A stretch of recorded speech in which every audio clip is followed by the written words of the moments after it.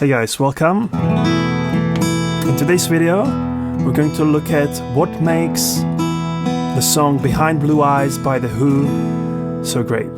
So I recently made a cover of this song on my channel and it completely flopped. No one watched it, so please check it out. I'm gonna link it somewhere around here and put it in the description. But the point of this video is going to be taking a look at that song from a perspective of a songwriter and a performer and analyze it, break it down, and find out the little bits that make it so phenomenal. The first thing that kind of strikes me at the beginning is that open chord, the open intro chord here. This is a very interesting chord, unusual in some way. This E sus4 chord, suspended chord. In order to explain you how this chord works, I need you to understand how chords usually work. So usually we have 1, that's the root note, we call it, 3, 5. And in our current system and in most songs, the second note I played, which we call the third, which is confusing in and of itself, determines whether the chord is major or minor. So this would be major, and if I move it a semitone down, this is minor. But this chord is neither. This chord has the note moved semitone up, and because in a classical harmony this note would usually resolve to the third, we call it a suspended chord. And that's what I always loved about it. The chords overall give the song a specific flavor, because most songs coming from rock and roll are usually based around these 7th chords, like. But this is very different. And the other chords in the song are also not just typical major minor, but even with the D, you have D now sus2, so now instead of the major minor note, the middle note, we have even a lower one that creates a bit more rubbing, we call it. This sound, and then this C with added 9 in it as well. These are the basic chords of it. So if we continue. To be the sad man behind blue eyes. Another very distinct thing for this song is the harmonies. They are very loud, and I tried to replicate that in my cover. Let me just play you real quick. Please check it out, it would mean a world to me. Behind blue eyes. These vocal harmonies start very early. Oftentimes with songs you would add vocal harmonies for the chorus, and they are kind of in the background, no one notices them. But here the harmonies are very prominent, even more so later in the song, like here. No one knows what it's like. Beautiful choir, this is amazing. These feelings everyone could sing like back then. Right, like I love bands where everyone's singing, like the Beatles, the Eagles. I think everyone should play drums and everyone should sing and then play whatever instrument and whatever they want. But the point is that as opposed to normal majority of songs where you would have the chorus full of harmonies, here the chorus is the opposite. Seems to be. There's some doubling, maybe some flanger on the voice, or a little bit of slap, reverb.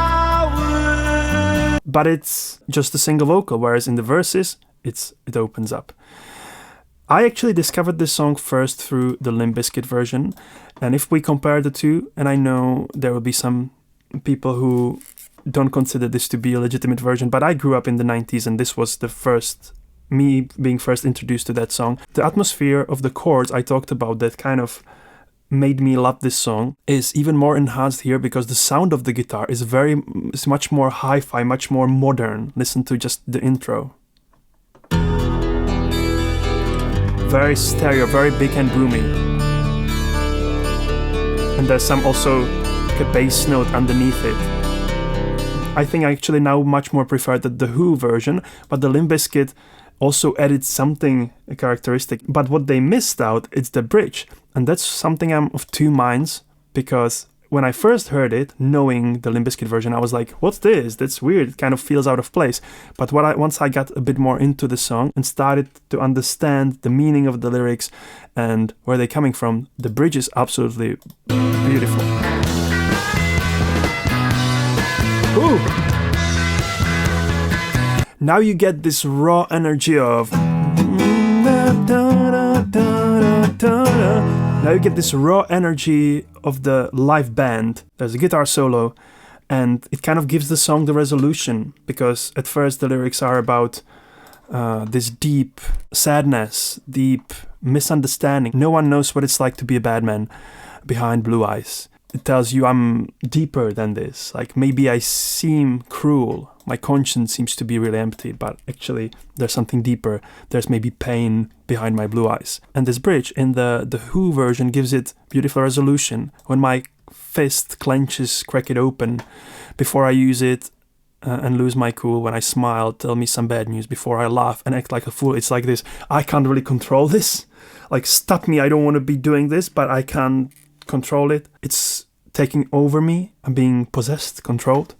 Very interesting. And I think they then used it in a Spider-Man, didn't they? Just for the credits, I guess. I guess that's because Peter Parker has blue eyes. I don't know. Anyway, so by the way, in my cover, I also do this version with the solo and everything. Let me know how you like it. And last thing I want to touch on when it comes to this song is the melody, because melody is the main character in the song. When it comes to writing melody, one thing that's important over almost anything else, to create some contrasts in the song. So, for example, the verse can be like choppy and short and on one note, and then you have big jumps, interval jumps in the chorus. Maybe the notes are more spaced out and long. So that's kind of what happens here. You have no one knows what it's like, ba ba ba ba ba. So you have the rhythm of the melody is like ba ba ba ba ba ba ba ba ba ba ba. A lot of these shorter notes there. Whereas in the chorus is na da da. Much more sparse, and the note goes up as well. So that's the contrast created here. It's not a huge contrast in this one. An example I like to use in songwriting is Time After Time, when it's done in the opposite way. The long notes in the verses da da da da da da da da da, I point of view, and then in the chorus you have the short choppy da da da da da da da da da. Yeah, so the contrasts in the melody, and then the style of singing, the performance in the bridge is just like raw emotion and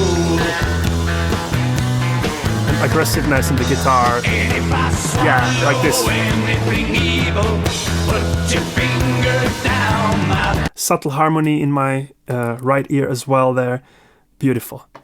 Okay, I think that's pretty much it. Let me know if you enjoy these deeper breakdowns, and please share your thoughts in the comments, and what songs would you like me to break down more deeper, not just as a reaction, but once I know the song, I can actually dissect it further and focus on the details. Whereas if I'm just reacting, it's just like, whoa, oh, this is a cool song, and then it takes some time to get familiar with the ins and outs of it. Please subscribe, give this video a like if you enjoyed it. Let me know your thoughts in the comments, and if you're a musician, if you're interested in more technical advice or educational content, check out my second channel. I'm going to link it in the description as well, where I share more tips and tricks. It's called Fana Music Lab, and it's specifically created for people who want to make music, who want to write their own songs or perform them. And now go and watch the cover, please. See you there. Keep it funky.